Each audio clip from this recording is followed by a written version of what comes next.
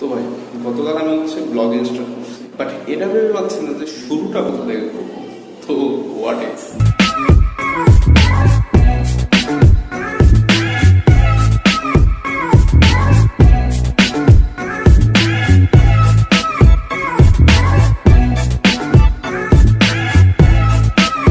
তো ভাই কাহিনী কিছুটা এরকমের যে গতকালকে আমার প্রথম ব্লগ আমি আপলোড করছি, বাট ওইখানে আমি শুধু কথা বলছি আমি কেন ব্লগিং এতদিন স্টার্ট করিনি আর কেন এখন স্টার্ট করতেছি এই নিয়ে কথা বলছি। আমি আমার সম্পর্কে কিছু বলিনি ব্লগে। তো আজকের ব্লগে চাচ্ছি আমার সম্পর্কে কিছু বলতে, কিন্তু ভাই তার আগে না আমি সকাল থেকে আমি পর্যন্ত কিছু খাওয়া দাওয়া করিনি, তো ওইটা করা দরকার।